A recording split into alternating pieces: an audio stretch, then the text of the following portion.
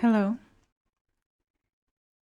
dear participants of this event, dear audience, those who are going to watch us today in Ukrainian Media Center, Press Center. We continue the format of Geopolitical Dialogues. It's slightly different from what we are usually doing, our current work comments, especially if we are talking about external environment. We are watched by many policymakers. I mean, foreign journalists and those who are following attentively the situation in Ukraine. And it happened so that somehow we didn't succeed to talk in this format about the geopolitics and energy aspect, because it turns out that energy became very important. And we can see that a lot of attention is paid not just in general aspect, but also in certain situations of Ukrainian and Russian war. I am really happy that we succeeded in organizing this meeting with Mr. Mykhailo Honchar. I think that it's not just me, but he is one of the best experts in the field of energy in the Central and Eastern Europe. And it's already the long time story, and you're working geostrategy, so like representative of the 21 Strategy Center. However, before that, you've been working in state institutions, the Council of Safety, and we were working together at certain time. So last century we've been working together, yeah, unfortunately. So I know that those issues that were considered back then, they were different because, again, a lot of things came true that we've been discussing. You were one of not many who have been speaking long ago about the threats of not just Russian impact, that at the time it was not an issue, not that critical issue. We had some solutions, some decisions, but I can recall the prognosis, for what will happen in 20 years, etc. And unfortunately, these prognoses are coming true. So what we are gonna talk about today, it's valuable. It's not just a discussion. It's well, if we don't succeed with making some kind of podcasts, then I believe the kind of subjective opinion. There are not many experts who can be called experts, and those who we can trust. I'm glad to have such an opportunity today. I'm really grateful for your visit. And I would like to talk today about two blocks.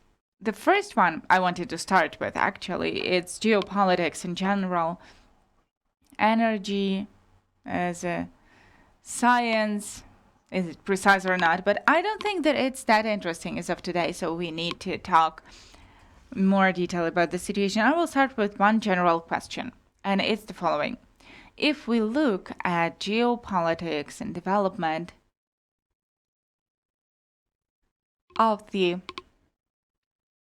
last 100 of years, then we see that people are talking about oil, about embargo, some resources, equipment, but no one is discussing such aspects as destroying energy system for citizens, right? If we look even at the Second World War, then the bombings, often they were more aiming the industrial objects, not the infrastructure objects. But now, somehow in today's world and in the war, the Russian-Ukrainian war, there are a lot of moments related with the aims of destroying energy infrastructure in general, and some new elements come out. Some paradoxes, total war, and at the same time we can see oil pipelines, gas pipelines that are working. Total war, Russian and Ukrainian, even European risks, we can see that exclusion of sanction regime, is that okay that there is war? Well, as a matter of fact, it's not a big European war yet, but in some elements, I think that it is even global. I mean, like cyber war. In some elements, it's touching upon a lot of issues in the energy sector, for example. So we might talk about big coverage. Why does it happen this way? That it's namely in the energy sector. Well, not just in this sector, but this is some kind of specifics of this war. And the question is not why it's happening, but where should we pay attention to? And is it just some delay in time regarding this issue? Because we know that there were some acts of aggression at the time, or even terroristic attacks, like literally on the 11th of September.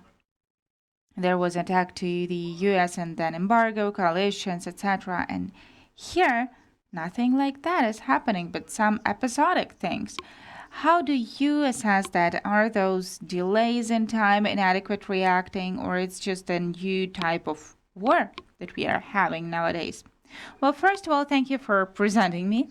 And indeed, in order to answer this bunch of questions, I would say we need to have the right system of coordinate, so to say, how we are assessing the things that are happening right now. I don't think we can say anything new because everything new is well forgotten old thing. And like first people, they were having war with like the same tools that they were using in different things, like a stick. It was multifunctional. You could kill by it. And you could like look for some fruits, get them from the tree, etc. What do I mean? I mean that the fact that there is certain classification of types of weapons in war, in modern war, anything can become a weapon. The issue is of the level of martial art, of war art, is how a certain side can use non-military tools, absolutely non-military, for achieving the military goals. Therefore, energy infrastructure started playing an important role. Because if we look at, for example, 1990s that you mentioned when we've been working together in the system of National Council of Defense and Safety, Russia started implementing successfully. It was kind of not really consciously, but intuitively, they were moving in this direction, and they were using resources, supplying gas and oil as the political forcing for post-Soviet countries to use the path that is necessary for Moscow. And when Putin's period started, it became a doctrine already. Since 2003, I am often asking our foreign partners and expert environment politicians whether they've read the preamble of the first system of energy strategy of Russia, which was adopted in August 2003. The preamble, like general things, yeah? But it starts with a very loud phrase that energy resources and this complex of Russian Federation is not just the base of economic development of Russia, but it's the tool of conducting internal and external policy. Just sincere constatation. It disappeared in further editions, but again, the word has been said.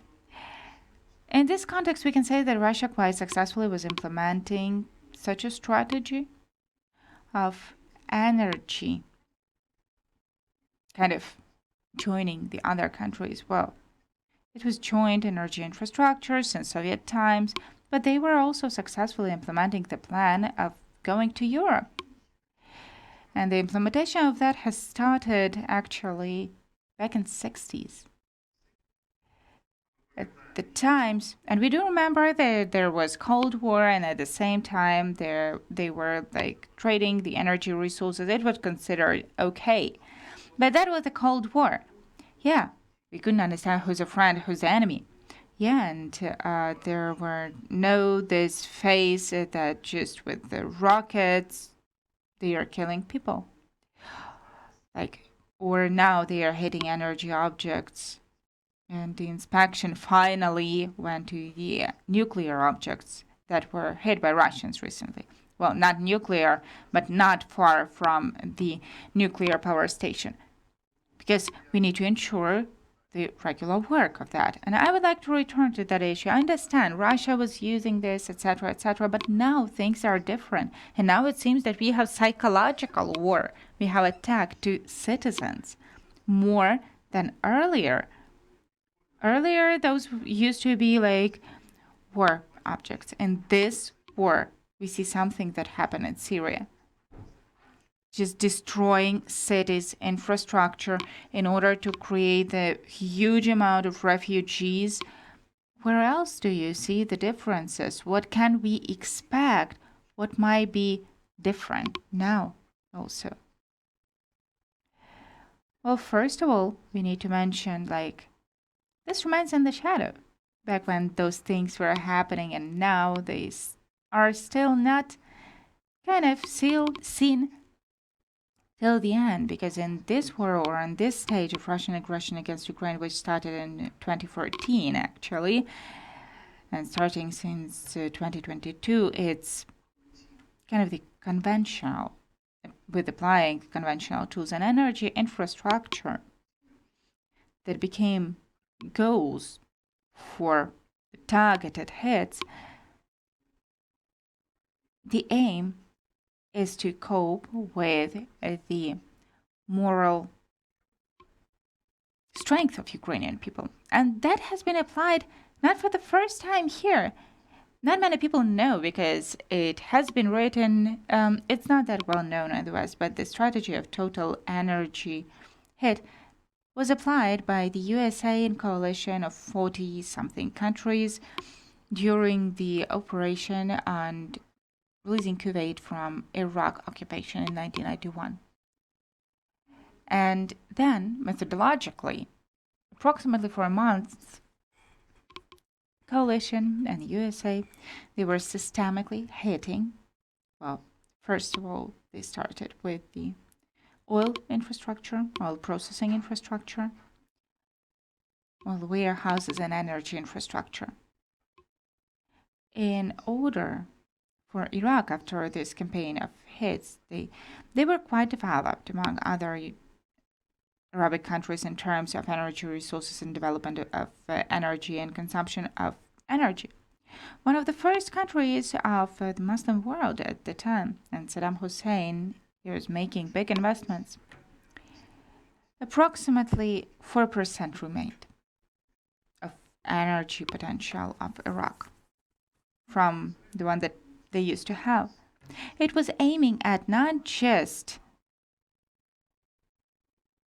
taking the fuel from the army of Saddam and to just hit the logistics. Those are logical military tasks, but also to break the moral defense of the society and to incline Iraq's society.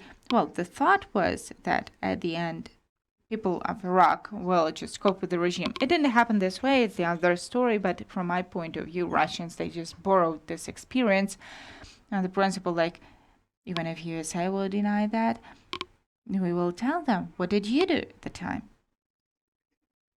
And those denials from the side of American administration, when we started hitting the systemic hits on Russian oil processing, I think that Russians said somewhere if you could do that once, why cannot we hit energy infrastructure of Ukraine? That's what we are doing.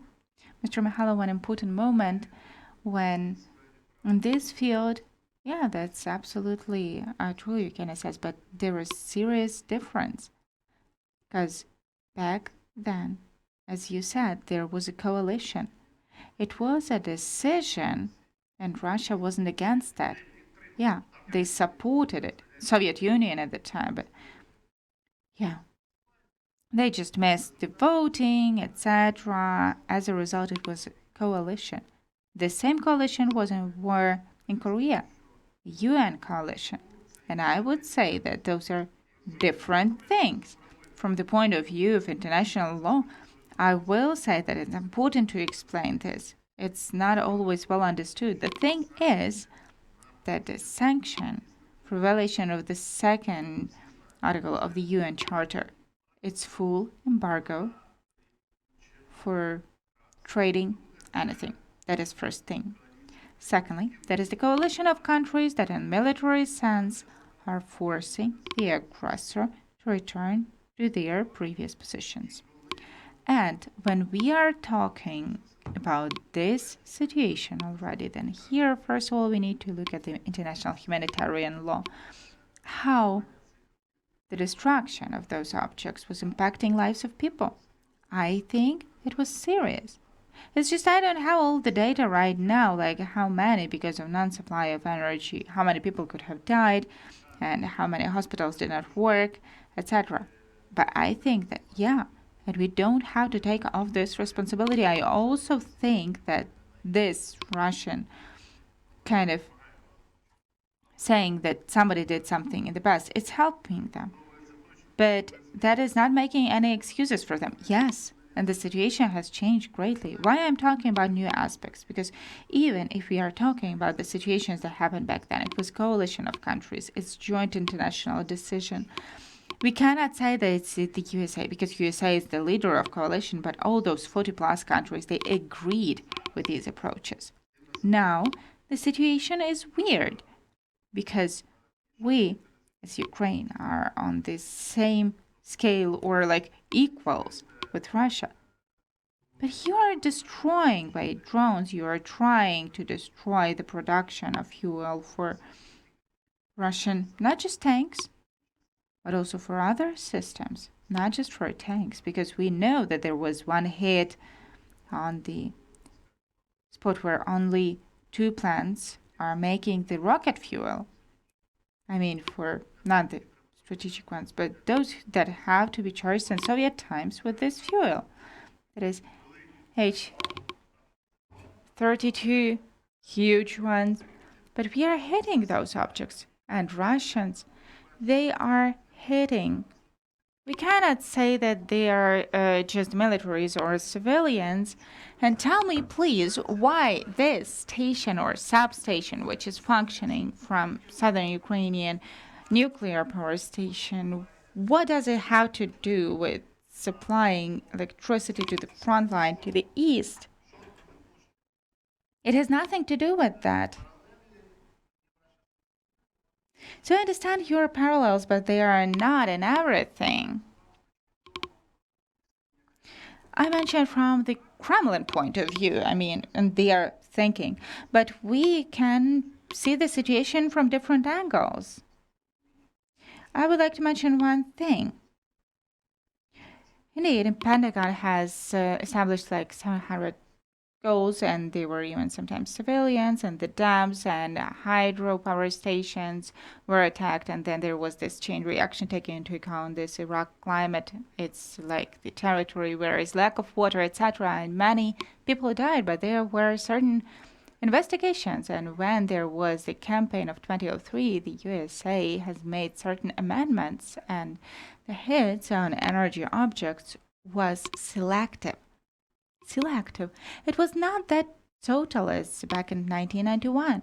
And Russia is making total destruction, especially when we are talking about electro power infrastructure, like generation and system of energy transmission, in order to get the collapse scenario for our energy system, darkness and cold. And they made this task, set this task for themselves in winter, previous years. It was not successful. They made amendments. Now they continue. The things that you mentioned regarding the latest hits, especially what happened on the 26th of August, it says about that they are changing their tactics.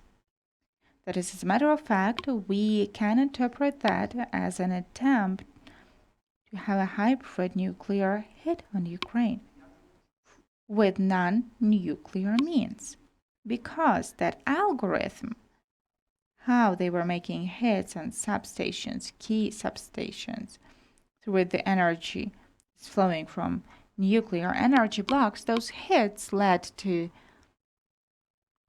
kind of the regime which is behind the project, turning off those energy blocks, because there is a risk of nuclear incident or even nuclear accident. And this is something that speaks about the following upgrade of those hybrid approaches. So that from one side, in case of anything, like, why do you blame us? We did not hit the nuclear power station. That is, in Ukraine, they failed to work on something. However, here we need also to mention that many things, unfortunately, now we don't have many discussions, but our Western friends, especially those who belong to nuclear club, they distanced from that. But there is a range of unresolved issues, because first, an additional protocol of 1977 to the UN conventions, they left a lot of kind of things that might be interpreted in two ways. That first, yeah, it can be compared to applying nuclear weapons if you hit the nuclear objects, but at the same time, no. And here there might be some explanations, like we were hitting the substation because through it there is supply of energy for some military unit or airdrome. That is, of course, it's not this way. And it's kind of just explained, but it might be an excuse for hitting this infrastructure, because kind of it has double purposes. So indeed, it's very important to have the system of coordinates, and very important the political position is of Ukraine and our partners from other countries. And first of all, the Western nuclear three, so to say. We don't need to close our eyes here. We have to have our eyes wide open, and we have to clearly show Russia that they are doing improper activity, which might have consequences that are unpredictable. And as a response from their side, they might get similar response, because it's not the case. Nuclear incident might be of various levels, and it's not just something that will be just on the platform of nuclear power station. I think that another important episode, and also not many people paid attention to that, however, it is worth from our side, for example, to initiate, and not just from our side, but also our European neighbors. They might be really helpful here for us. What do I mean? Captivity of Zaporizhia nuclear power station, or explosion of Kakhovka Dam, with the risks for further safe functioning of energy blocks of Zaporizhia nuclear station. They made it kind of loud, and that's it. But there should have been a summon on nuclear safety. Yeah, this is even in the UN decisions. There's a lot of declarations where they are talking about that mechanisms for reacting. And such a meeting took place, but not summit. They had a meeting where Russia was dominating, and Russia is turning that kind of to their side, just like they are used to doing with propaganda issues. The question is, now I don't really hope for the UN tools, maybe even summits, but I totally agree with the fact that there are countries that don't want this Pandora's box to be open, and to legalize 8 more nuclear countries further on, and then in some time add 4 more, for example, and that's it. Then all this story with like stopping the strategic nuclear weapons, it might come to an end. Here is one moment, and I feel that what you mentioned, what kind of conclusions do I make? As for strategic nuclear weapons, in spite of the destruction in the system, there were certain agreements. We even heard that publicly, that Russia was warned again regarding the red lines, and they had, like, the representative of the USA, he said that this threat was real, etc. And I think that as for the strategic, everybody has to hear that we are not talking about strategic nuclear weapons at all, because even due to the reason that Russia didn't have any tries since 1996 of strategic nuclear hit, just like many others. And in the USA, they already have the system of imitation. I don't know how they did it, like computer simulation or something, or scaling. I don't know what it is, but they can make some trials without application of nuclear explosion. Therefore, Russia, in this sense, they can just pretend as much as they want to, but as for today, they don't have a single, even a clue for application of nuclear weapons. That is the first thing. Second is tactical nuclear weapon. Russia understands clearly that if they apply, I think what we've heard publicly, all the Black Sea flood will be destroyed. Well, what remains from it, and not just the Black Sea flood, but many others. And USA will join this war, not more, not less. You logically brought us to the point that taking into account all of things, they are coming to the third and kind of quasi-nuclear application, I would say. No, it's called in a very simple way in international documents. That's a threat of using dangerous technological objects in their goals. That is on the territory of Ukraine. We know that before the full-scale invasion, and now on all the territory, we have 17,000 of such objects. 17,000 is not just nuclear stations. These are not just like some aeronauts, but it's how is that called nowadays? It's something that used to be the Crimean Titan, and we also have a problem with that as well, and we need to understand what is the conclusion to be made. That nowadays we have threat of applying nuclear and other technological objects for own purposes. This is something that is really a threat. And it's not discussed. It is, people are not discussing that on the level, not on the level of institutions, but we don't have neither summit and the topic. We don't even understand where the topic is going. We just heard the nuclear topic. Grossi went to Kursk, Russia, who is heading the MAGATE. But they are not working. They say straight away, we are not working on those issues. But who is? Who has to work on issues of threats, such threats, using nuclear objects? Where does it have to be discussed? Well, first of all, we are talking about our internal Ukrainian issue. Then it has to be the interagency cooperation, as it is called, in the framework of the Ministry of Energy, Ministry of Foreign Affairs, other ministries, Ministry of Ecology, whatever it is called nowadays, etc. All of that has to get the attention under the ministry. We have to have the holistic assessment, and then quickly do that on the international level and explain what actually was the aim of the aggressor, what could have happened. It didn't happen, no. But we are not safe from repetition of such hits. Just pay your attention, please, what was used. It's kind of a tactical element, however, it's incredibly important taking into account that our important substations, they receive the engineering protection in a way. Therefore, now it is harder to hit that. The transformers of big voltage, they use the cassette military units. Therefore, conclusion, to destroy the defended transformer, it's impossible, but all the periphery and hectares of equipment, it's being destroyed by these things. The effect is the same. The system turns off. And this element shows that those approaches that had been invented in Russia, and it's something that can be used against Ukraine. And we're not even saying that, the topic, which is close to the topic that we are discussing, but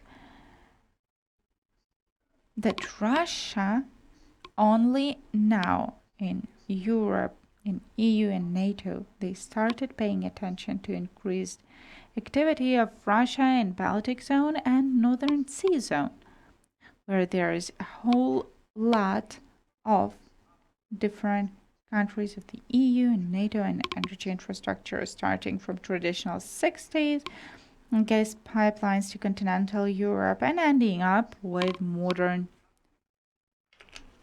energy lines that are coming from large scale wind parks on the offshore zone of the Baltic Sea and Black Sea, and it's a network of those lines. And in the zone of Western Baltics and the Northern Sea, approximately altogether 25 gigawatts. That is equivalent of 25 standard nuclear energy blocks. They have the wind generation, 25 gigawatts. It's a huge number. For example, for energy consumption of this group of countries located around the zone of Western Baltics and the North Sea zone. Well, these cables they're decentralized. However, the issue is that, well, there is not a cable like to the mainland part, but there is the main flow, and there are some issues. And the first things were mentioned by the British and Americans like a dozen of years ago. It's an example of Northern Atlantics, where the telecommunication cables that had been joining the Northern America and Europe, and then they looked, and Rishi Sunak, when he was the member of British Parliament in 18 or 19, I guess, he prepared special analysis that it's alarming, we need to do something. And nothing had been done. And Russia wasn't wasting their time. They were using the forces of, special forces, the Baltic Fleet. And now people are talking more about that and the potential of the most secret Russian special service. The main department of deep water investigations, they are studying actually how to organize such a complex diversion and how to hit Europe and NATO. Yeah, and communications. And communications, of course, everything is in this package. Like energy cables, telecommunications, energy. Taking into account that they have like gas pipelines, etc., etc. Baltic Connector, for example, also, which was an anchor of Chinese container transporter. And people are still asking, what was that? It was hybrid special operation because the container transporter was Chinese and people were mostly Russian. Or that is accidental thing. It's hard to call that accidental because that anchor, it was dragging 105 kilometers. Not to notice that the anchor has fallen, it's impossible. So in my opinion, that is the art, I would say, of the high level, a hybrid special operation. And in this sense, the activity of the main department of deep water research of Russia and those special units of the Baltic Fleet, when they are noticing somewhere near the shores of Norway that there were some studies, some trainings, and here Russians that are kind of fishing and they have equipment on their ship which is not necessary for fishing. Yeah, it's like conspirology and just assuming like the northern flow, which is still mentioned. And even the USA, when having their debates, they said that it's the biggest pipe in the world. Probably it's not true, but they are trying to give more importance. Well, as a system, yes. In general, 110 billion of cubic meters, if we take the two of them, then yes. Well, actually, why did I pay attention to that? Because I saw how that was developed in Washington, and Germans were defending this position in different ways.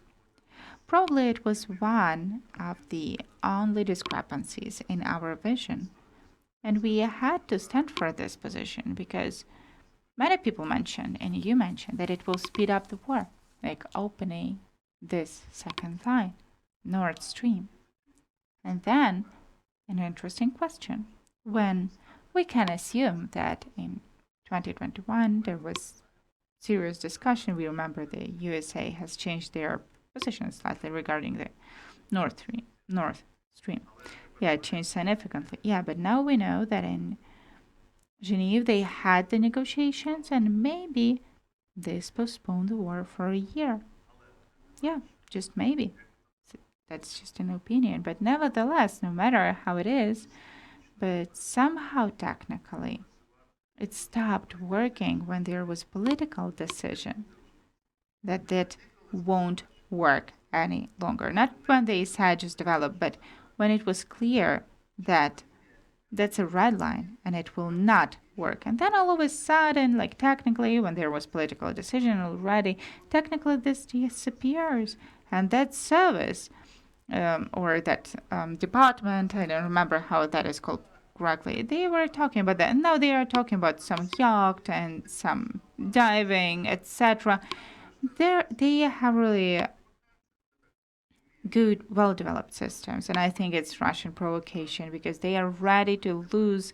Like when they have no opportunity to save, they will explode the pipeline, they will explode people, they will destroy the warehouse, and they will put like the explosives into their houses. This is their style, KGB style, and there are Russian ears behind all of that, so to say, that we can see. And they could persuade many people, like to start an investigation, etc., to say that, oh, those were not us. And this is a really kind of bad thing because they can work with it. Like, they are not there, yeah, if we can recall. And then they said, like, yeah, we were there. These are just lies. Like, open lies. Goebbels' principle. The bigger the lie is, the easier for people to believe it. Yeah, it's back at the times when Putin tried to pretend. But now he took off some at least of his mask. But back then, yeah, he was trying to avoid. And kind of he was laughing at the European opposition, which very often might be like, just give us kind of a dead body of the snowman so that we can say that we have to work on that. Or as it was mentioned by Polish people now, that the drone that fell on their territory, that it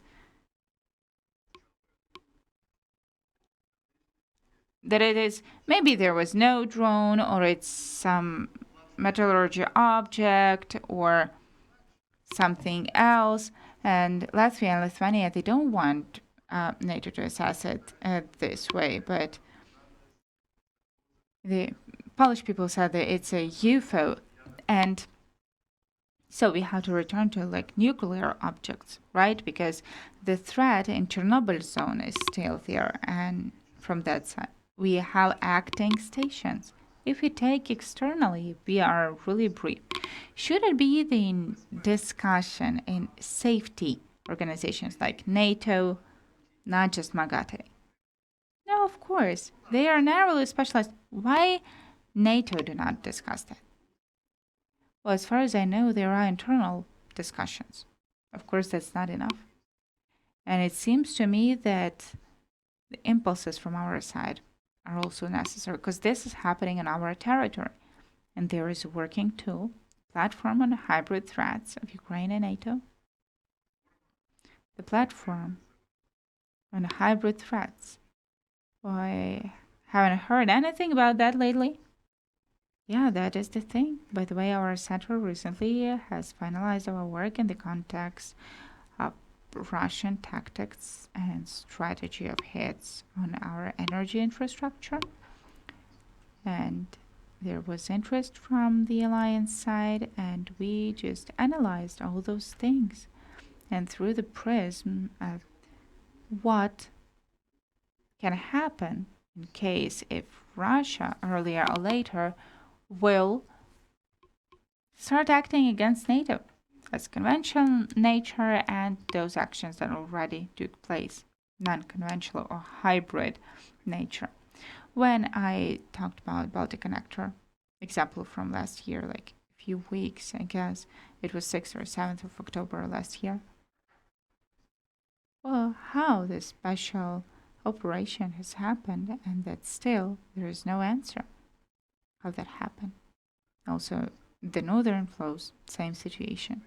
Well, we can say with a certain delay, however, but NATO and the European Union, European Committee, they reacted to strengthening of those threats and they've created, and there was Ursula von der Leyen and Secretary General of NATO on the 9th of January last year and in March last year, they already had officially created a broad working group on defense of critical infrastructure, underwater infrastructure in the seas around Europe. However, as for now, I can see there are a lot of bureaucracy. Some applicable things are not visible yet. Really strong bureaucracy and inertia. And Russia is using that. So therefore, now what we are observing, coming back to today's realities and what you mentioned at the very beginning, some things related to oil, gas, and some possible transitioning through Ukraine, all of that, as a matter of fact, is a hidden strategy of Russia.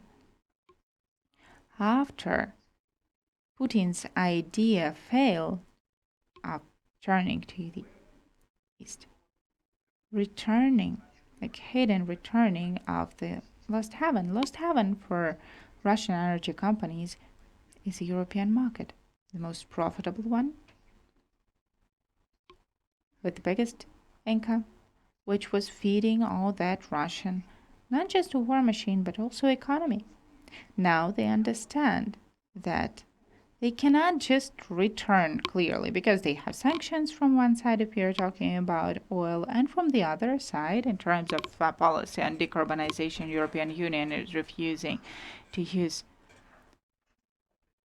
gas, for example. So you cannot come back clearly, but you can come back wearing a mask, so to say. And they are trying to do that.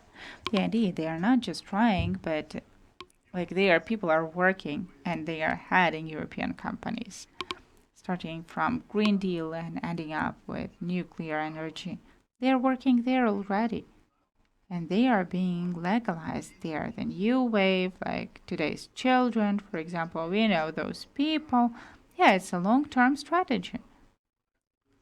As a matter of fact, they are trying to show themselves as respectable Europeans of Russian origin.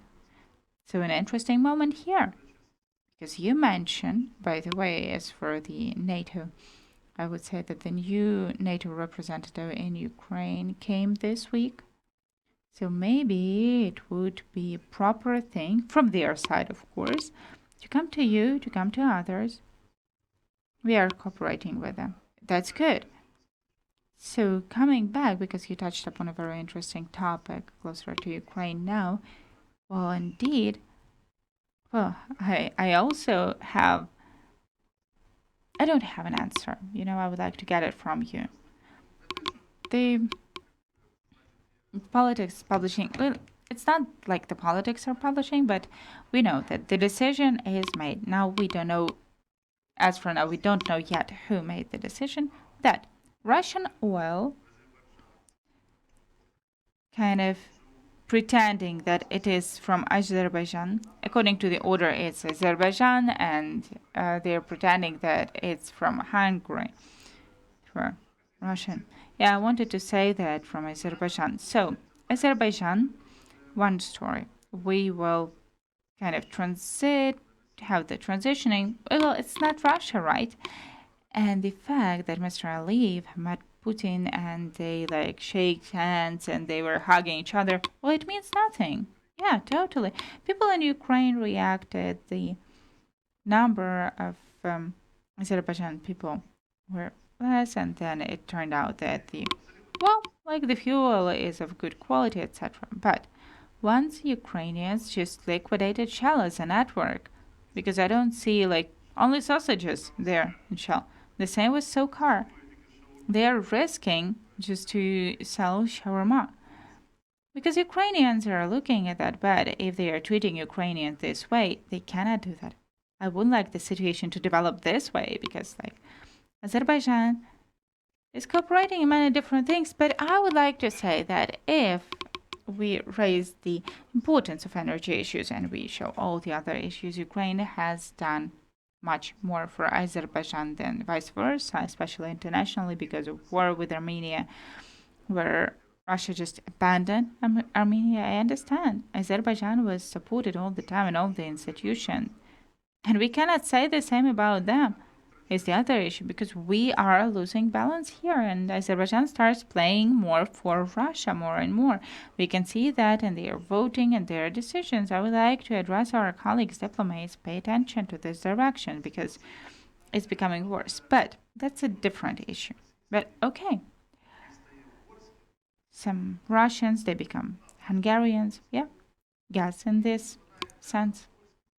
And it's going to Hungarian and Slovakia plants, and there's embargo, there's decision to close supplies, and somehow, in a really weird manner, like exclusion for the three countries, as a matter of fact, who did not succeed in 3 years to diversify a small amount of supply, diversify their energy, and we have, together with Europe, listen to those countries. That is one side of the coin. And the other side is how can we talk about sanctions, embargo, if we ourselves give Russia the opportunity to earn up to 6 billion per year, transitioning through the territory of our country? Dear God, what we are talking about? And I guess Sergei Makohon was writing about that. I don't know about whether the numbers are true, but just we have just 260 million from that. And also that's under a question mark. That is, well, excuse me, Prime Minister of Ukraine says that he doesn't know about that. The government doesn't know about that. What do you mean? During the war, the government has nothing to do with that? So I read your post. You said that it is located around a different building. However, it's not, Mr. Yermak, as you're drawing the conclusion. Those are different people, but I don't care who it is. In this case, I just see that arguments are like we have less of diplomatic work with many countries. This case, and we can consider them separately, of course. Each of them are taking 2 more blocks, and if wanted to build the Ministry of Energy and to add 2 blocks on Khmelnytsky station, in spite of the fact that, well, it's not a family idea and that costs much, especially now in the politically in our parliament, we have to thank part of people's deputies for that because they slow it down. But it was a serious information. And you know that yesterday the Bulgarian parliament is voting for continuing negotiations with Ukraine. Why? 600 million they paid Russia for Russian reactor. And it is there for 6 years already in pieces. And they want to sell for the same amount, 600 million, to Ukraine, the Russian reactor, for Russia to treat that. Well, first of all, it's just a bad idea because it's like the horse from Troy. Secondly, like, they should give that away, like, if free of charge as metal. Yeah, it's the sum of sanctions that Bulgarians paid for just getting rid of the reactor. So they are compensating themselves the expenditure. Do we need that much? We don't.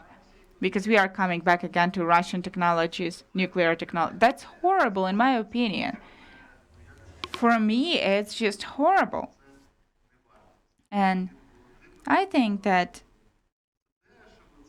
well, it's cheap, it's good, etc. But it looks cheap now. But when you start giving money for just using the concrete, rather, you can earn well on concrete works. When I said that publicly, like bots, a lot of bots came and they said like, what does he understand? There's concrete since the 80s.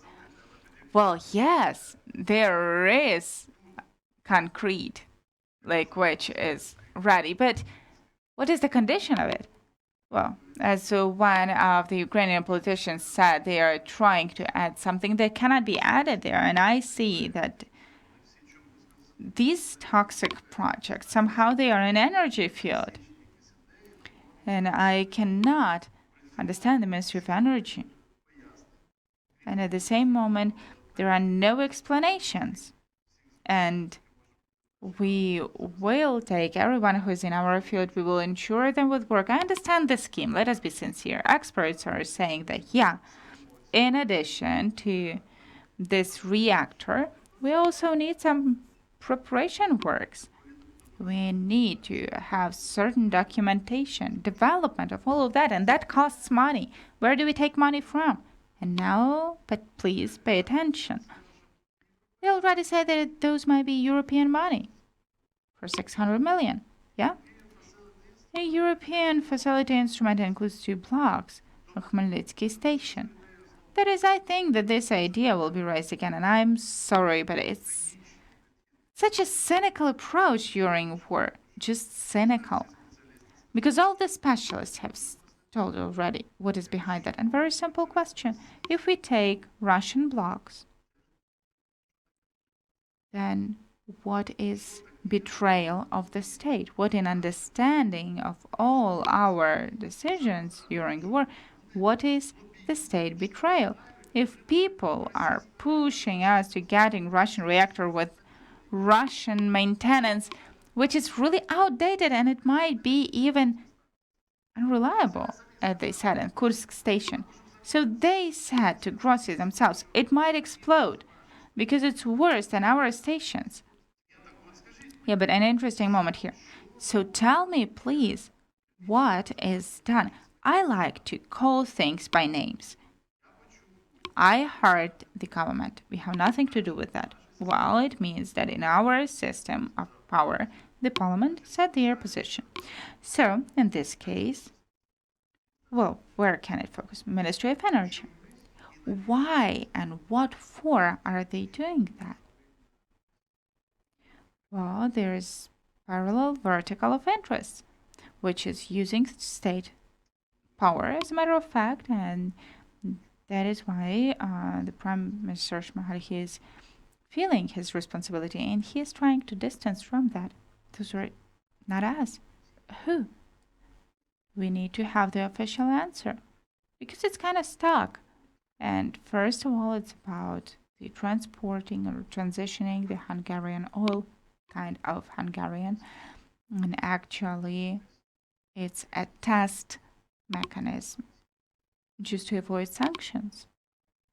Because we should mention that when the 6th sanction package was adopted in 2022, in May, then Hungary insisted primarily because of Hungary. They excluded the oil transportation. And they lied to European Committee, Hungarians, and European Committee, in order for the package of sanctions to be adopted, they agreed with their approaches, saying like, well, we have no opportunity for the Hungary to get oil, not from Russia. It is hard to use the alternative road, etc. These are lies. Just like the system Druzhba or friendship, there is another system existing in parallel.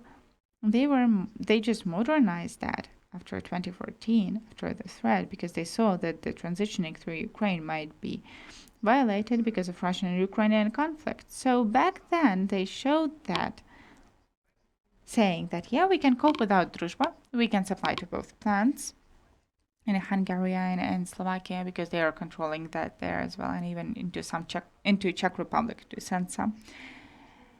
And Now they are saying that they are not ready again, even though they received the new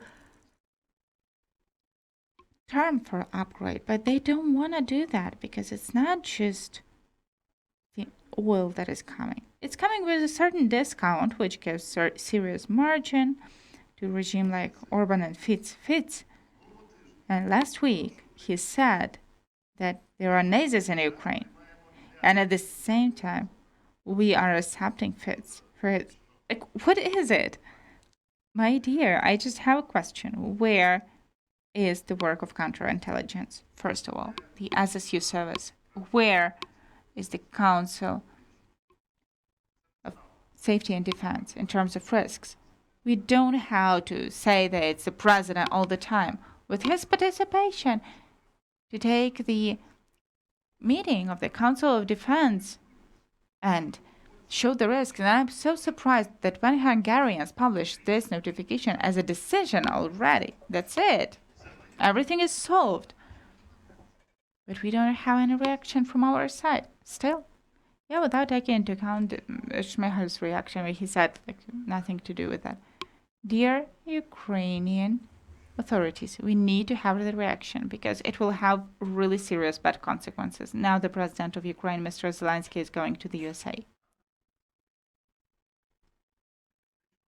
Important meetings will take place there, and they are very important for further war with Russia. And if the president of Ukraine is asked these inconvenient questions, we wouldn't have raised those. But the policy, yeah, but the American media are writing about that, and it means that Americans have paid attention to that already in their Congress, and the politics is on the table of the congressman. So, like, he's going out in the morning, he says, like, yeah, anything might be written, but most materials, that is information from certain institutions, where the position is tested first in the newspaper, just like there. So we cannot underestimate that. As for this trip, if before the trip the decision won't be made, might be the decision on oil transitioning. I don't know our benefits. And why Hungary and Slovakia are causing even more pressure on us. And how we can sell such a decision. I don't know if they are saying there's diplomacy and we agreed about something. Well, shadow agreements is something doubtful. But in this case, even this is not playing a role. There is like the issue of principles, you know. I remember how Medvedchuk was blamed that there are also product pipelines from Russia to Europe, and he wanted to use that to Hungary. Okay. This is like product pipeline when since Soviet times, when in order to charge the vehicle, they went to like Lviv and Transcarpathia region. But what's now? Who are those people? Same who were with Medvedchuk. So then those are Russian ears. And I don't care what kind of friendship those people are having with today's authorities. By the way, avoidance of the position of the government, just distancing, it shows us really bad tendencies. If the government is avoiding, if Mr. Prime Minister said that it's not about the government, then I am sorry, then the Prime Minister is not on his place where he should be. It's one of the key tasks of the government. If we look at the documents that by the Constitution of Ukraine, the law, and the Cabinet of Ministers, it's responsibility of the government to consider, and then the National Council on Safety and Defense and the President of Ukraine. So now everything was done in such a manner that all the shadow goes to the President of Ukraine, Mr. Zelensky. Now the President of Ukraine, Volodymyr Zelensky, has to answer. What is the play with Russian oil, Russian gas, and what kind of game it is with Russian energy blocks? Three issues, and all in the field of energy, all in your field. Yeah, we can ask questions. What did we receive instead? Like, okay, we agreed, for example, and it looks, yeah, in kind of European way. Yeah, we are not transporting Russian oil formally it's already European, Hungarian, etc. What did we receive? If we come up to the issue, taking into account that Orban and Fico are proud of having such good relationship with Putin, then obviously from our side it would be logical to insist that go to Moscow, agree, we will just get this oil as transitioning, understanding that there is margin for you, but you have to persuade Putin. You are impacting him, he is supporting he values you. So you have to impact him for Zaporizhia nuclear station to be returned to Ukraine and for Russia to leave Enerhodar. Then we could have considered this thing. But it's clear that neither Orban nor Fico, they won't do that. And then yes, that product pipeline, as you mentioned, it's functioning. It is used for reverse supply of fuel, diesel, to Ukraine. We can't say that how efficiently it is used, but it is used. And let us say so, these are things of the different scale. And the pipes are different, and still, even when it's been using in full capacity, we give the opportunity to aggressor to earn from us much more. And dedications to the budget of war should have been much bigger. Yeah, taking into account the trans oil, but yeah, it's clear the main mission is to get the income, certain, etc., by its state company. And here, I would like to underline any issue we have to consider in the system of coordinates. We have military system of coordinates, and Putin is acting in this system. When in spite of the fact, when there are interests from business to preserve the gas flow to Europe because you are earning from that, but he chose the other way. I mean, the period of 2021 to 2022, limitation of supplies, price escalation, receiving very big income by Gazprom. But the main aim was to make European gas market empty, destabilize that, and hoping for a Cold War that Europeans will come to Moscow to ask for more gas. And Putin will say that don't support Ukraine, take neutral position. Yeah, that all failed. Yeah, it didn't happen. But this is thinking in this system of military and war priorities. How to hit the enemy, not just Ukraine, but also Europe. Because they are saying that it's kind of enemy object. Soviet Union was destroyed by the West, and European Union has to be destroyed as well. And kind of we are gonna do that by destroying Europe from inside. Therefore, all those things, they are closely together. When now we are demanding from the European Union, and we are saying like, just look, your sanctions are inefficient. What kind of shadow fleet? It's a legal fleet of Greece. Cyprus is a member of the EU, and Greece member of the EU. All those schemes, they are from the EU, and we are asking them just end this. And there is the most powerful oil traffic through like Baltic channels. Through Baltics? Yeah. But they don't have full control. What kind of control they can have? Like, what are the methods for closing that? Because as for now, Russia still has the entrance. Well, still they can use various ecological issues because some tankers are not in line with the technological requirements. And in the next set of package sanctions, they said that it will become good efficient tool. As a matter of fact, it's not this way, but in the very countries of the Baltic region, starting from the prime ministers of Latvia, from his initiative, the initiative also of the Ministry of Foreign Affairs of Finland and Sweden, especially when in May, I guess, Russia wanted to review their borders where the Baltic countries and Denmark supported this initiative, and British people, because for them this transport via the La Manche, it's really overloaded. But there was a discussion, and then that's it.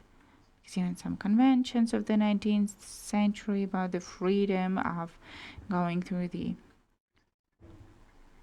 channels of Denmark. But European countries, they are measuring everything in the system of coordinates of peace. And that is a very important moment. Yeah, I would like just to stress on that. That is totally true. And Putin is thinking the system of coordinates of war. Not just with Ukraine, as he said, with the NATO. He already said that it's the NATO already, but he's repeating himself. But if he said NATO, it means that NATO get ready. He will make it happen such a way that you will be there. He usually says that they are guilty, but he will do some provocations. And category of regional war, not even local, but regional war, where there should be result for him, some advantages as he sees that after this war in the context of the whole Europe as a minimum. So Europeans, they do not consider that. As we figured out, some Ukrainian authorities, like they live in the same system of coordinates, they live in Europe. Well, if the person is in Monaco or Nizza, they are thinking this way. They are managing from there. Let us call things by names.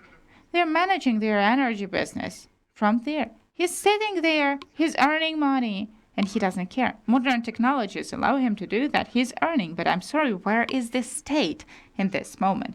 And what you mentioned, I don't quite agree that these kind of deals during total war can work. Yeah, maybe some exchange, but again, in the shadow way it is done by many countries during the war, and we've seen all of that already. That is in the Near East, etc. But this existential war with Russia, well, some exchanges with Hungary, even for the fact that Hungary will stop causing pressure on Ukraine from the point of view of the Hungarian minority. Well, like it's real money, real interest, national interest of the state, and there is just the policy. That's it. They are not thinking we have to make it so that both we fully respond to threats and we think about the categories of total war, and we also prepare Europeans for the same thing. Otherwise, it will be very difficult. Yeah, I'm underlying in different speeches and where I participate that the war in Ukraine, as it is called in the West, it's a war in Europe. And in this context, well, we can say that, of course, this huge success of Russian propaganda starting from 2014, when it's a war in Ukraine, war of people in Ukraine, and we can see that in Western, in our mass media, and the issue is mentioned as war in Ukraine, but there is no source of this war there, that it's actually Russian aggression. And actually, if we recall the important ultimatum of 2021, December 2021, from the side of Moscow, it was primarily about Europe and the West. NATO, go to the borders of 1987. Yeah, Repko was mentioning that in January already. Yeah, I'm also reminding about those two letters from dated 15th of December. They are in open sources. They are open.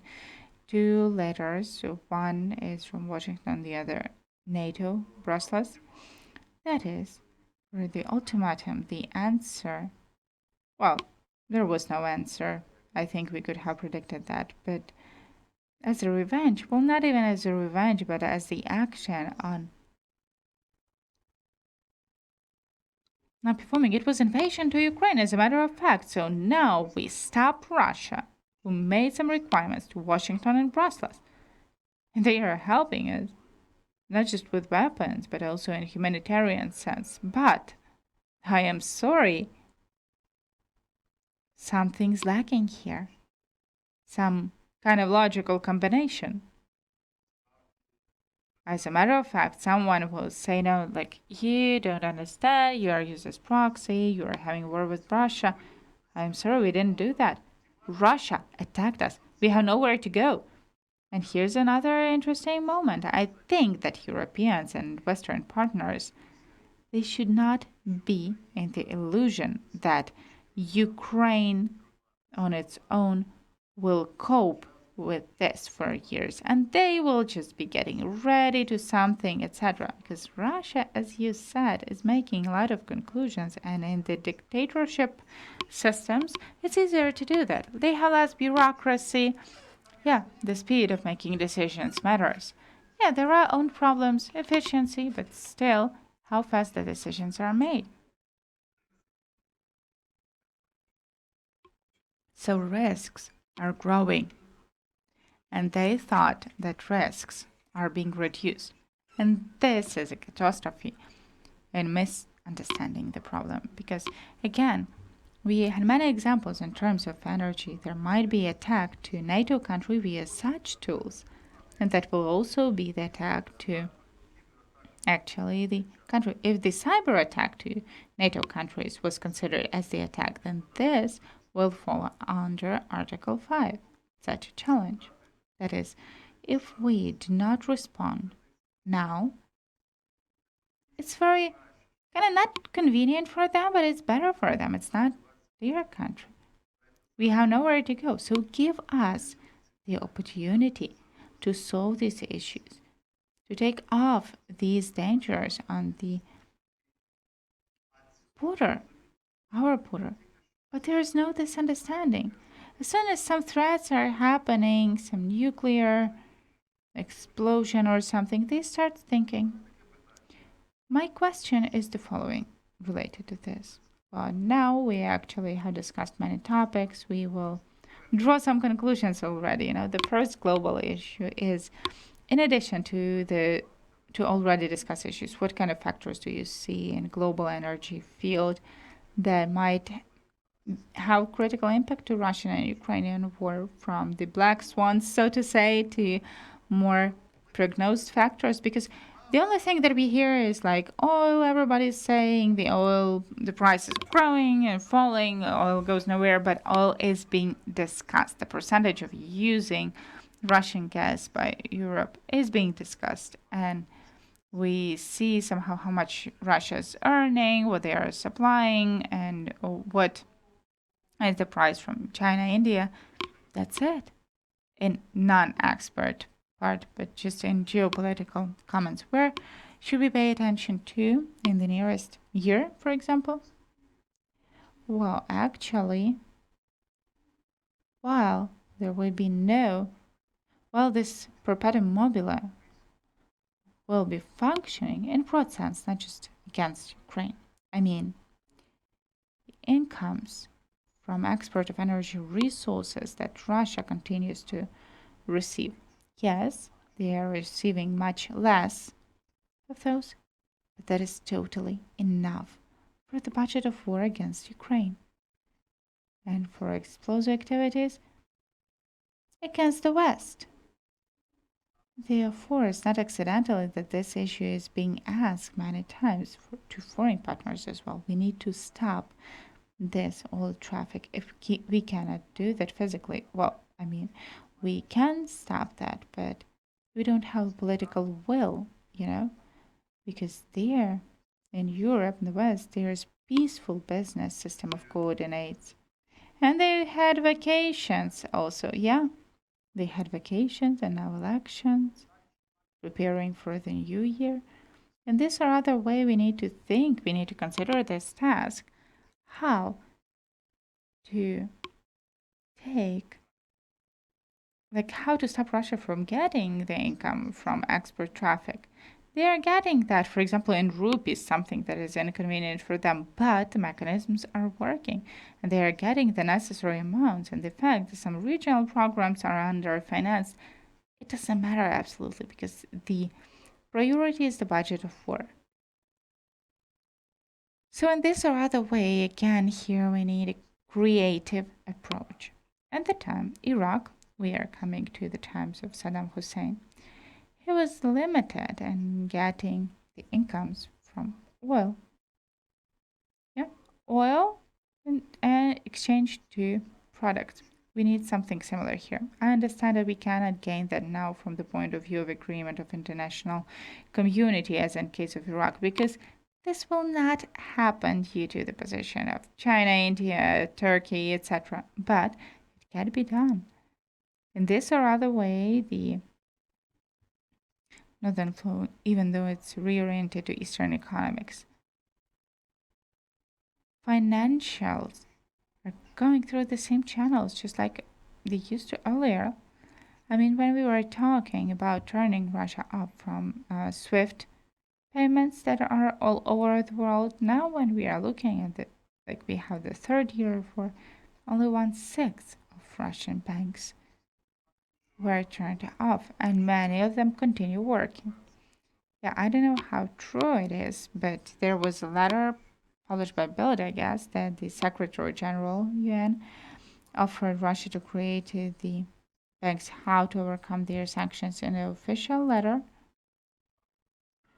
If that is true, then it's just a destruction of the whole team, of the whole thing. And yeah, we are talking what needs to be done, what doesn't need to be done, but doesn't it seem to you that it might go in the totally different direction? Yeah, it seems to me. Therefore, I would say that we need to work on Russian oil processing infrastructure, and they are forced to do that because in 2 years that system hasn't been made. And the situation is as follows. The gaps have to be covered by actions of the armed forces of Ukraine. Well, that's wrong. Why are we told that we cannot have this escalation? I will explain. Well, why is that USA? Why are they so worried? And the problem of escalation, it's not just because the conflict might go beyond the conventional framework, etc., etc. From my point of view, I was mentioning that as well, like last year. The problem might look small and minor in the global sense, but as a matter of fact, it is not small. USA and the person of the two biggest oil companies, they are seriously addicted from Russia. I mean, Chevron and Exxon Mobil, they're working in Kazakhstan, they're working there for quite some time. Back from 90s, and the network of projects that were initiated by the Kazakhstan government, and they are very important for the corporate economy of those companies. What I mean is getting oil, Kashahan, Karachaganak, and others, they are exporting the oil through the territory of Russia. The operator is Russian Transneft company. We could see how those interests were lobbied when there was situation with Novorossiysk, and not by see how American lobbyists were lobbying the interests of those companies. Yes, therefore, many things. Yeah, we can say, of course, that what about the national interests of the USA? These are just two companies. But these are not just two companies. Their annual turnover is 1,000 times bigger than in Ukraine. These are the companies with long history of impact the American authorities as well. It doesn't matter who is the president in the White House, Republican or Democrat, or in State Department, the Pentagon, etc. Yeah, it doesn't matter who that is. Mr. Mykhailo, by the way, he changed his approaches a lot when he's been considering going to president elections. But again, American companies, etc., etc. But we see like different examples. ExxonMobil is an international company, right? Well, yeah, and global companies. Sure. The question: I couldn't understand because it was a bit weird for me when I was working as the ambassador. I've been asking, what kind of nonsense? You are allowing Russian run to your country, even though everyone was saying that we started lobbying from this state and the congressmen, they were lobbying the interests of their producers of foreign raw materials. And in half a year, they could solve the issue. Now there is a law in Congress and they just close the transportation. They haven't managed to do that yet. They will, because there is political will already. But yeah, it's like half a year, even up to a year for implementation. Well, politically, the decision is made, so they will not just plan that in 2025 as the income from supplying. I can say that Ukraine refused from Russian things. Exxon Mobil, it can be reoriented. Kazakhstan is not the only place in the world where you can profitably. Well, it's not the only place, but thinking of big corporations is that we have to earn money, we have to pay dividends. That's it. All the rest is, yeah, okay, is that present? Maybe because like the big funds companies like Russian Atom, Russian thing, are they present? No, the situation is that after those actions of Gazprom that are not qualified in the European Union, as I mentioned, 2021, 2022, of course, Western companies distant. They distanced themselves, also Exxon Mobil company. For them, Russia offered very attractive 10 projects. The story since 2014, when it was beginning of the aggression against Ukraine and it led to explosion, very important for Exxon Mobil and Shell also. Project development of went on Black Sea Shelf, and they became the winners in the competition. There were really high political risks, and Russia was offering just come to our Arctic shelf. There were 10 blocks prepared for $200 billion. Yeah, they cannot do that themselves, and they were very interested. But it is clear when the aggression has started, they became impossible. But these intentions regarding that sooner or later this conflict will be regulated and we will be able to return. Russians are using that. So in the case of Chevron company, it's one of the founders of Fortress Dialogue. Yeah, it was founded back at the beginning of the previous century, but who are the co-founders? Transneft. Well, that is kind of a soft power, but they had so many agents in this fortress that I cannot even understand that well. Companies have different positions. Fortunately, I don't know how to impact such big companies, and it seems to me that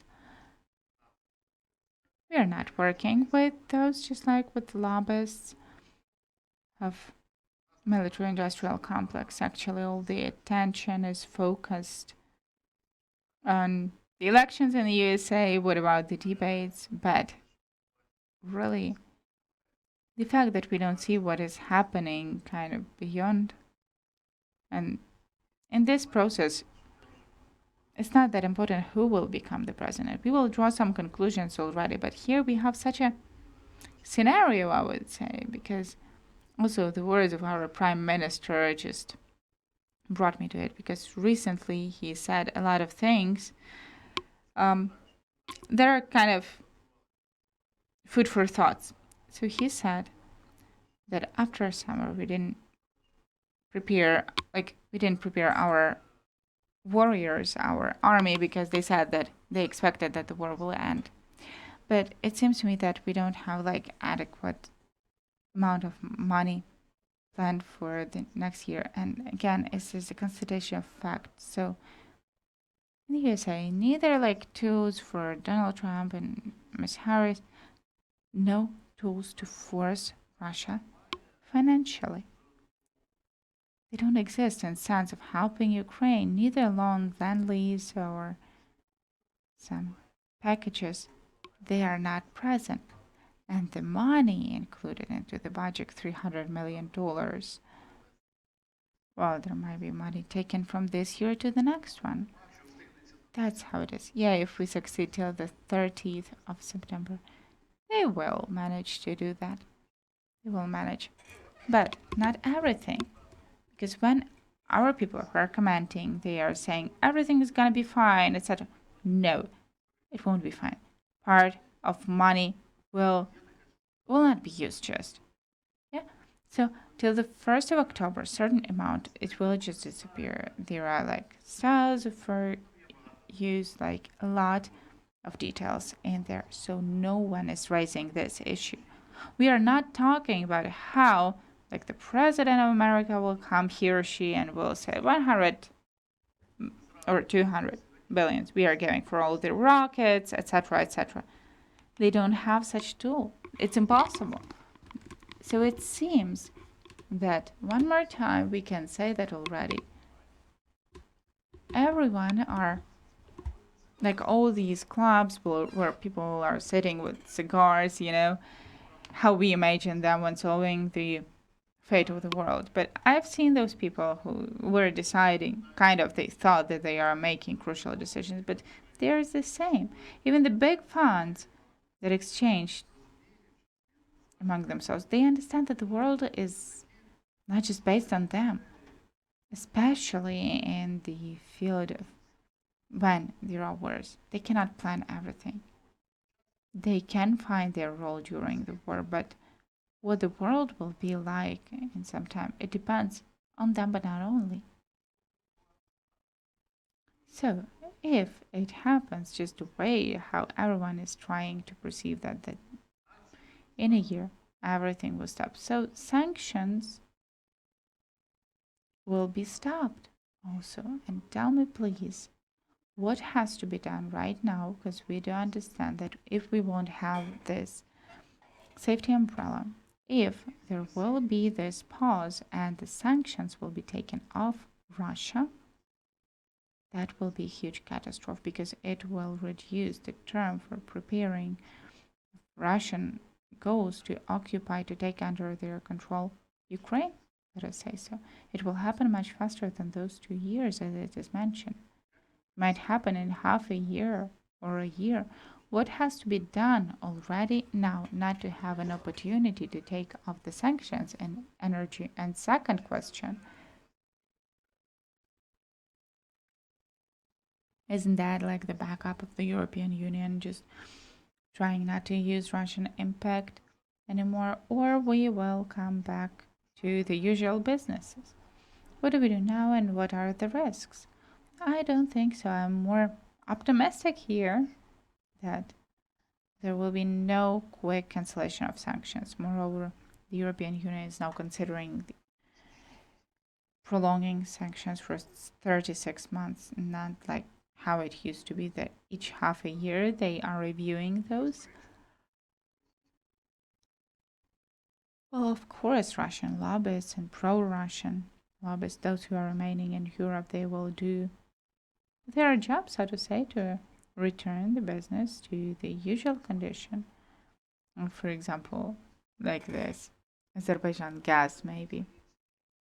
But it seems to me that in Europe, while excluding the cases of certain countries, again, how we see them, well, I mean the regimes of those countries like Fitz or Orban, they are not eternal, so the critical mass has formed in Europe already, and the feeling of threat from Russia, as if kind of from one side you want to come back to your business as usually, but maybe it's not the understanding till the end, but there is a feeling that first of all that won't happen. Secondly, we see what is business as usual for Russians, because the thing that for European is just goods like oil or fuel. It brings some added value. Then for Russia, it's a tool plus weapon, for example. And that caused fear. Now it's working positively. Yeah, fear is a key word. I agree in many things. Now decisions are made because of that fear. They used to have one fear before and now it's different. The problem is that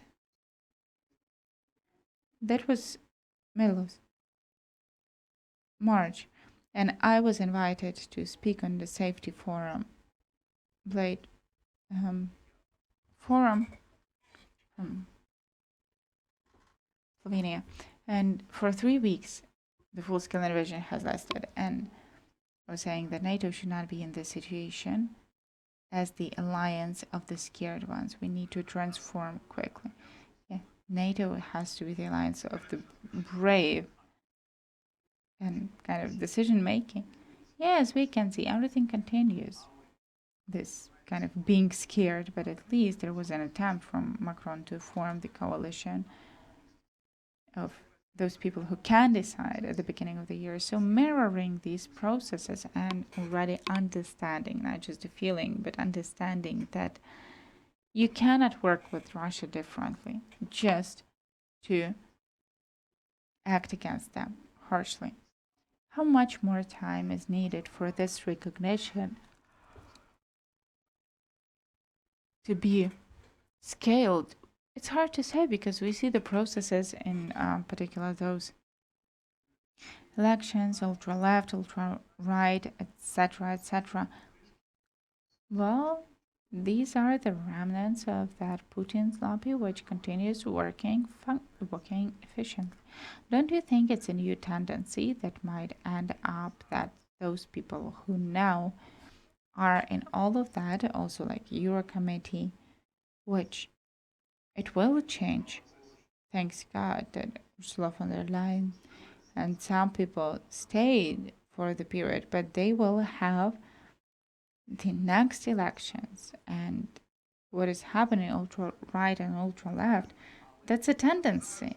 We need to recognize that it's not the end of the period. No, it's the middle of the process. Let us recall apocalyptic prognosis that were at the beginning of the content of this Euro Parliament that said the rights will win. Yeah, they improved their position a bit. But there was no some kind of changes. How do you think? Is that it work in joint integration or decentralization, or how that will happen for the European Union? I think that it will be unified policy because of those last actions of Fico and especially Orban. It caused, as I can see, quite negative reaction in the environment of European policy because they're saying it's not just business and many people are presenting. And the other moment is very important here that the Green Deal has been launched in 2019, the new Euro Commission at the moment headed by Ursula von der Leyen came into force. So some editing is necessary, of course, because the dynamic and intense implementation of decarbonization norms, of course, that is making us happy from the point of view that, well, the air is more clean, more electric transport, less pollution, but European economy has lost significantly because of the expense, because of expensive of kind of free of charge energy. They lost their competitiveness. So from here we have the Chinese impact. Here we have the desire of Russia to lose the heaven that they've lost. And this helps, like, see, Europeans, you refuse to have Russian resources in this. Like, you want this expensive gas, expensive wind energy. You need to return and everything will be fine again. But that won't work, even though the process will be long lasting. And in a range of countries, we will maybe see that. But the general trend, I think, that in this or other way, in spite of all the prognosis and all the attempts of Russian since Soviet times propaganda, because they are saying like the bad Western countries, Europe, and etc., etc. But we see that Europe is coping with crisis. We cannot say that they become stronger based on the Chinese trends, for example, but nevertheless, now we can see something that Kremlin expected, distancing of European Union, Europe from Ukraine. It didn't happen. Yeah, we would like to have more support, more help, especially in terms of weapons. But what Moscow wanted, especially for Berlin to take the position, like, we have nothing to do with that, it's a conflict in Ukraine, they need to regulate it, etc. It's not this scenario. Yeah, we will try by interacting with their followers in Germany. They will try to, so to say, fix situation to their benefit and neutralize German support, and therefore there is kind of, we're counting on the result of elections in the USA, because no matter who will become the president, for a certain period in the USA, there will be a period of chaos. But we need to do our stuff, our job. And in these conditions, it's very important for us, for the state, of course, to have this consolidation. You know, it's a clue that we almost had it till the end, made it to the end of our time. I agree about the consolidation, but there are responsible people who are responsible for policy of the state. We can have the consolidation. We can cope live through the winter, and not let the enemy to use the element of that psychological pressure, but all the other things. It's a task. Thank you for the microphone. We are coming to an end. Yeah. But we are coming to an end. Mr. Mykhailo, I thank you for the broad overview of the situation, a lot of certain things, a lot of issues, and some things became more clear, and those who are seeing us, they will do that. But three main conclusions that I made. First of all, is in total war, energy is one of the key directions of war. Second, if you want to win in this war, then just get adjusted to the type of thinking and your interests and priorities should be in terms of safety. And the third conclusion, that we cannot prognose the development of events for the nearest year, how the war will continue, and still we can mention one positive moment for sure. It's obvious that in this field of interaction in energy, well, first of all, Ukraine from like Putin's, and we are pushed closer to Europe, to the unified energy system, unified gas market. That is de facto, we become part of that European process. But at the same time, we become part of those risks and weaknesses of European system when we are going through the adaptation to the legislation of the European legislation. So our authorities are saying till the end of 2025 we have to change everything. In this sense, I think you will agree to encourage the government, don't hurry up to join the EU. National interests of Ukraine have to be above all. Yeah, I am worried because like either for dozens we cannot make political decisions and go there, or now when we have the solution we are going there and not taking into account all the specifics. It's a separate topic, and I would like to thank you. I truly hope that we will be able, not just in the format of geopolitical dialogues, but also maybe in the format which is more expanded, we will be able to discuss those issues, maybe not in public, but I truly hope that Ukrainian authorities will not just listen to it, because they are listening, I know it, but they will also hear that. And some controversial decisions hopefully will be analyzed from these safety concerns. Yeah, and if we hear that the Council of National Safety and Defense came together to consider those risks, we will think that today's discussion was useful already. Thank you.